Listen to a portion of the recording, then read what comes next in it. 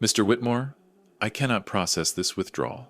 The bank teller's voice was quiet, but there was something in her tone that made my hand freeze halfway to signing the form. I looked up at her.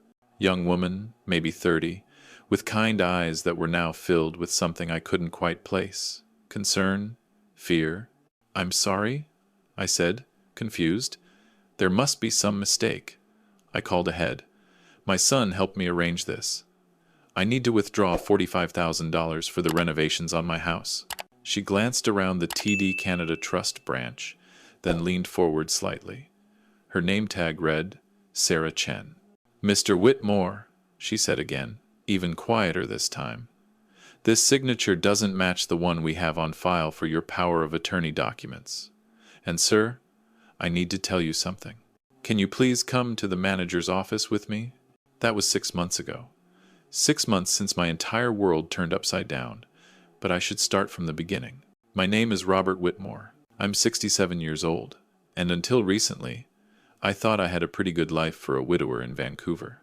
My wife Margaret died 4 years ago after a long battle with cancer.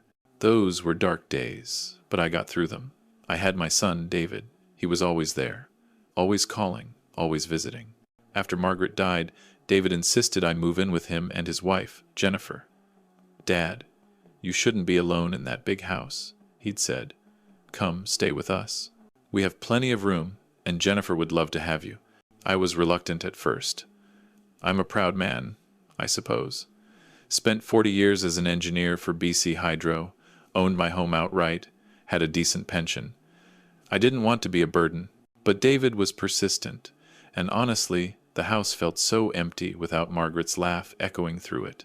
So I sold my house in Kitsilano, beautiful property, worth about $1.5 million. I put the money in my savings, kept my investments separate, and moved into David and Jennifer's place in Richmond.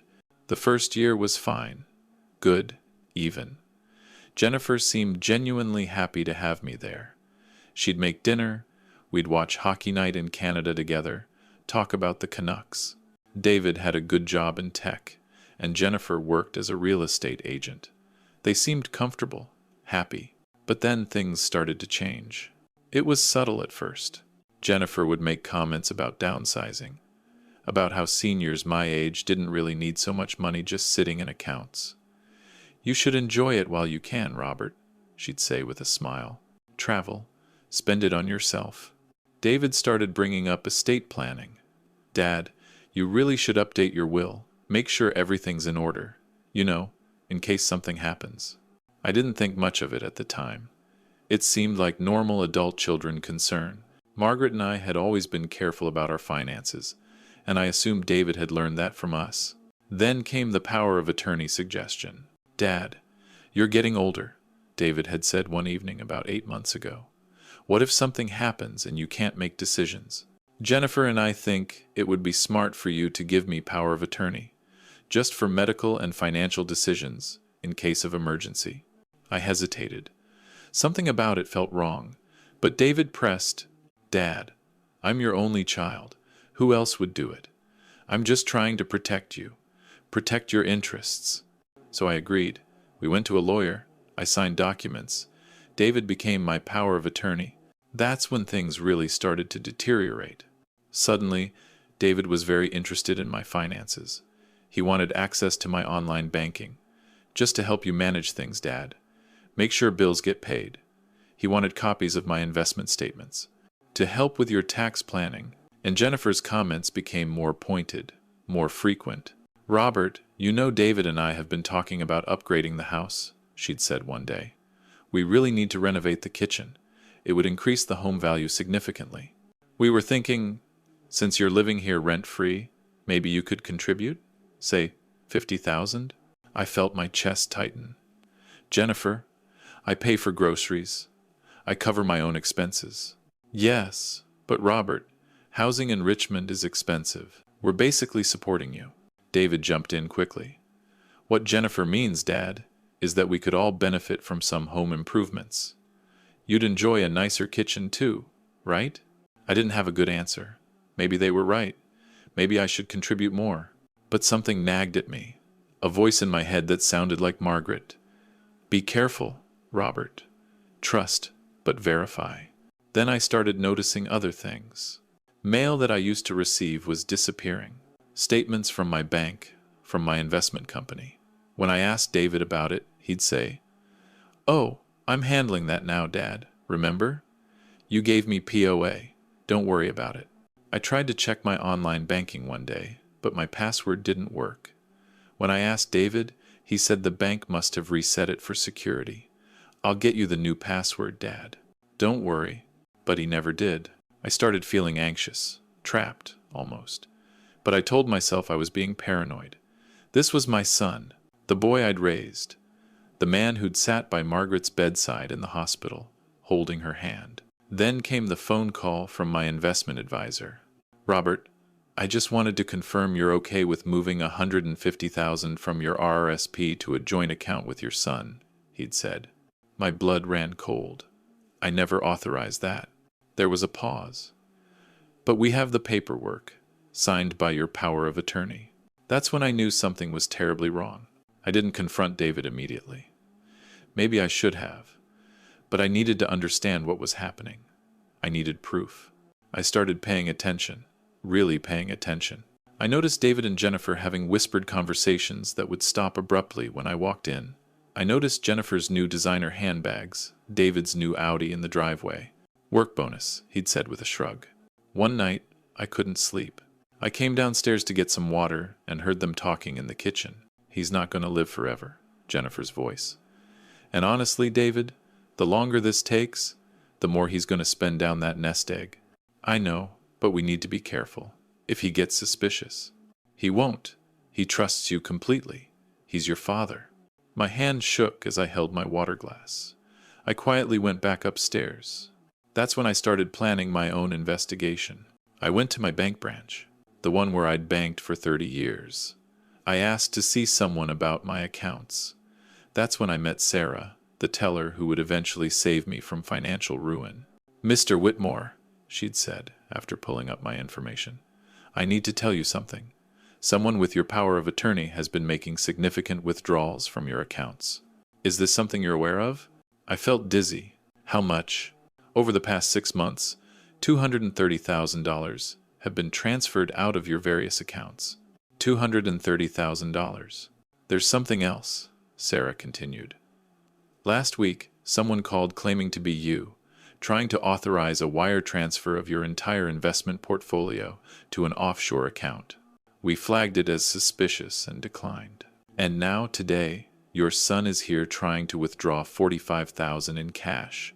But the signature on his POA documents doesn't match the original signature we have on file from when you first set it up." My whole body went numb. "Mr. Whitmore, I think you need to speak with our manager, and possibly the police." The next 3 hours were a blur. The bank manager, a stern woman named Patricia, took me into her office. She showed me statements, transaction records, documents. David had been systematically draining my accounts. The RRSP transfer, my advisor mentioned, the new joint account that I never agreed to. Multiple cash withdrawals of 5, 10, 15,000 at a time. But the worst part was the document she showed me next. "This is a new will that was filed with a lawyer's office 3 weeks ago," Patricia said, sliding a paper across her desk.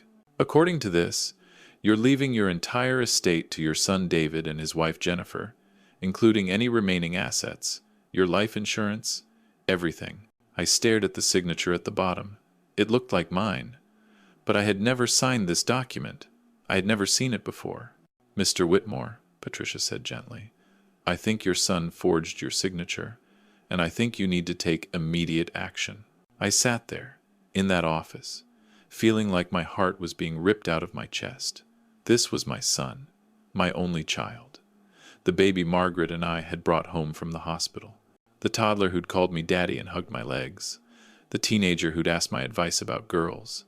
The man who'd stood beside me at Margaret's funeral. And he was stealing from me. Sarah, the teller who'd flagged everything, came into the office. "Mr. Whitmore, I know this is hard, but you need to act now. Your son is still in the branch. We told him there's a delay processing his request. Security is with him. You need to decide what to do."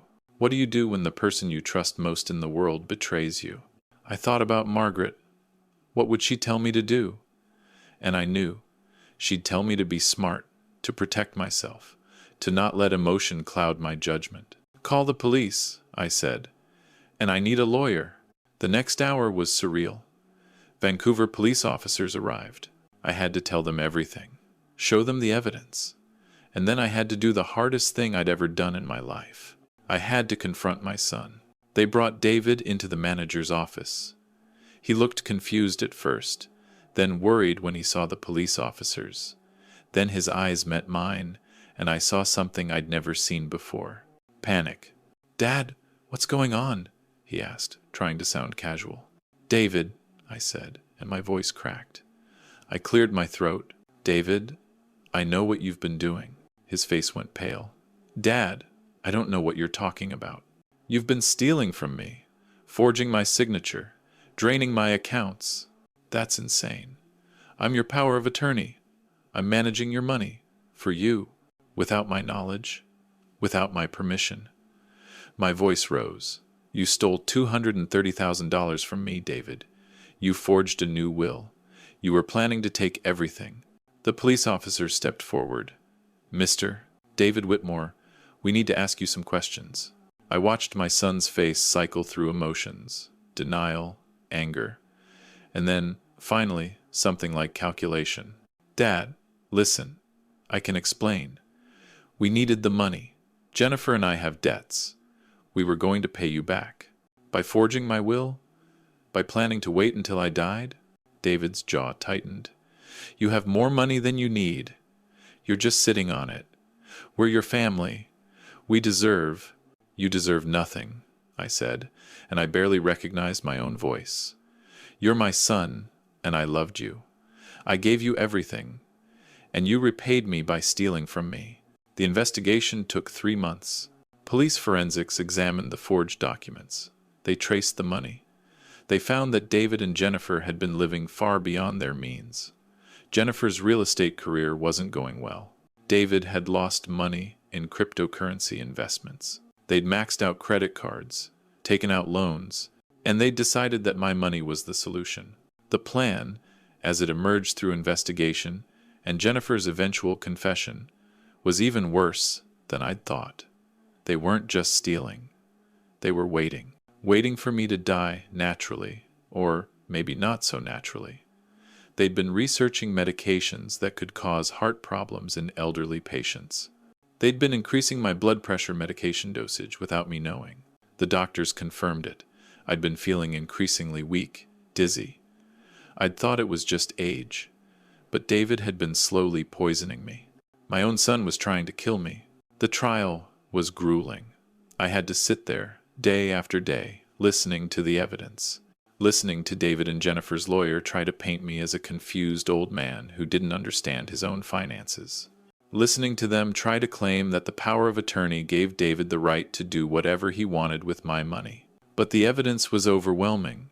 The forged signatures, the unauthorized transfers, the changed medications, the fake will.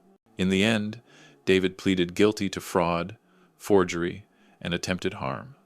Jennifer pleaded guilty to conspiracy and fraud. The judge was not sympathetic. "Mr. and Mrs. Whitmore," she'd said, looking at them with cold eyes, "you violated the deepest trust that exists between a parent and child, between family members. You stole from someone who loved you, who trusted you. You planned to let him die, possibly even hasten that process. While I cannot prove intent to murder beyond reasonable doubt, your actions demonstrate a callous disregard for human life." David got 6 years. Jennifer got 4. I sat in that courtroom and watched my son being led away in handcuffs, and I felt nothing. The man I'd loved, the son I'd raised, was gone.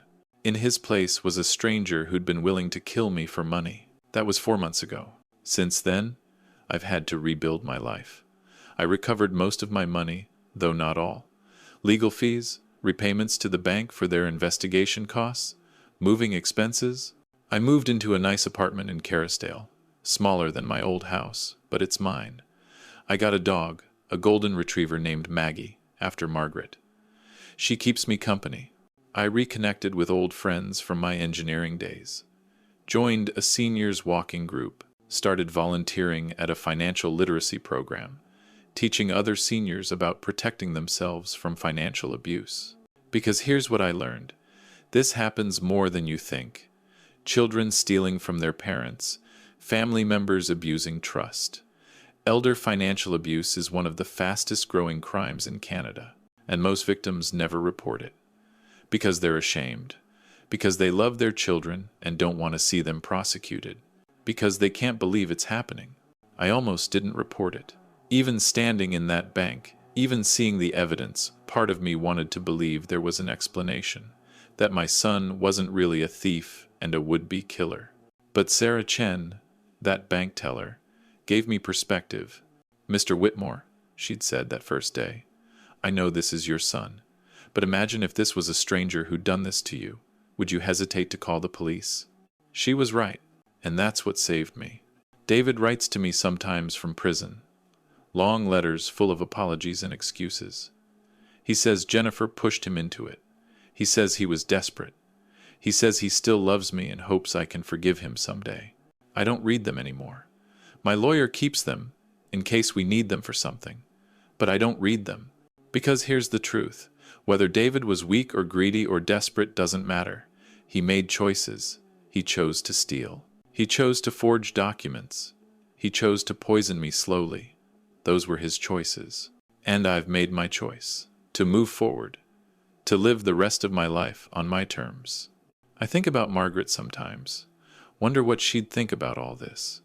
She always saw the best in people, especially David. Maybe she would have forgiven him. Maybe she would have been heartbroken but still hopeful for reconciliation. But I'm not Margaret, and I can't forgive someone who tried to kill me, even if that someone is my son. People ask me if I'm angry. The truth is, I was. For a long time, I was furious. Betrayal like that, it burns. It consumes you. But anger is exhausting. And I'm 67 years old. I don't have time to waste on anger. Instead, I focus on gratitude. Grateful for Sarah Chen, a young woman who could have just processed the transaction and collected her paycheck. But instead, she paid attention. She noticed the inconsistencies. She cared enough to speak up. I sent her a thank you note afterward, and a recommendation to her boss. She saved my life, in every sense of the word. I'm grateful for the police officers who took my case seriously, for the bank manager who helped me secure my accounts, for my lawyer who fought for me, for my old friends who didn't judge me when I told them what happened, and I'm grateful for Maggie, who doesn't care about money or wills or betrayal. She just wants her walks and her treats and to sleep at the foot of my bed. It's a quiet life now, but it's mine, and it's honest. Sometimes, late at night, I think about what might have happened if Sarah hadn't noticed, if she'd just processed David's withdrawal. If I'd never found out, I probably would have died. Maybe in 6 months, maybe in a year. The increased medication would have caused a heart attack or a stroke. David and Jennifer would have inherited everything. They would have played the role of grieving son and daughter-in-law at my funeral, and no one would have known the truth. That thought keeps me up sometimes, the proximity of it all, how close I came to becoming a statistic. But I also think about this. I got a second chance. Not many people in my situation do.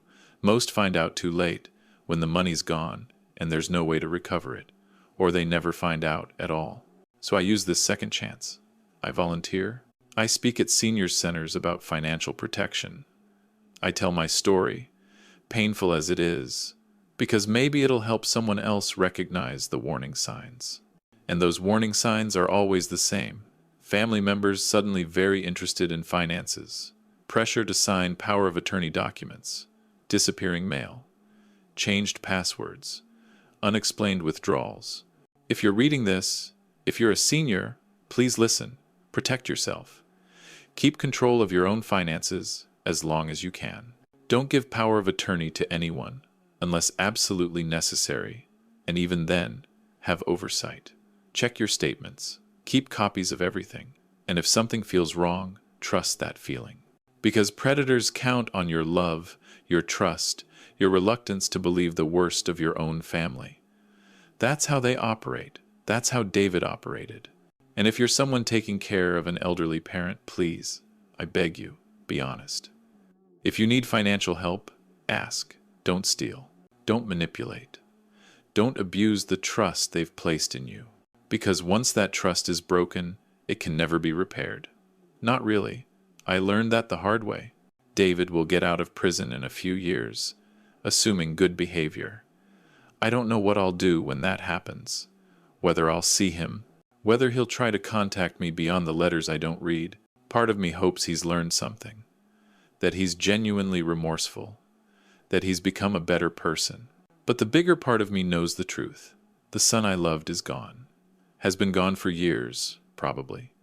Maybe he was always a fiction, a story I told myself about who my child was. The man in prison is someone else, someone I don't know, someone I don't want to know. And that's okay. I've made peace with it. It took therapy, time, tears, but I've made peace. I'm Robert Whitmore. I'm 67 years old. I'm a survivor of elder financial abuse and attempted murder.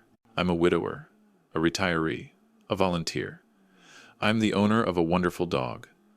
I'm a friend to many, and I'm still here, still standing, still living. That's enough. That's more than enough. On Sunday mornings, I take Maggie to Stanley Park. We walk the seawall, watch the ships in the harbor, breathe the salt air. The same walk Margaret and I used to take 40 years ago when we were young and in love and thought we had forever. I don't have forever. None of us do. But I have now. This moment. This day. This second chance that Sarah Chen gave me when she looked at a signature and knew something was wrong. And I'm not wasting it. Not on anger, not on regret, not on wondering what I could have done differently or why David chose this path. I'm spending it on life. Real life. Honest life. That's my revenge, I suppose. Though it doesn't feel like revenge. It feels like victory. I survived. I protected myself. I fought back. And now, I'm helping others do the same. That's what Margaret would want. That's what I want. To turn this pain into purpose. This betrayal into a lesson. This near-death experience into a reason to keep living. So if you take anything from my story, take this. Trust, but verify. Love your family, but protect yourself. And if someone tells you something feels wrong, especially someone like a bank teller who has no reason to lie, listen to them. Sarah Chen saved my life because she paid attention to details and had the courage to speak up. Be like Sarah. Pay attention. Speak up. Help someone who might not realize they need help, because somewhere out there is another elderly person being victimized by someone they trust. And maybe if we all pay attention, if we all speak up, we can save them too. That's my hope, anyway. That something good comes from this nightmare. That my pain prevents someone else's pain. It won't bring back my son, the one I thought I had, but maybe it'll save someone else's father. And that's enough reason to keep going. Enough reason to keep telling the story. Enough reason to keep living.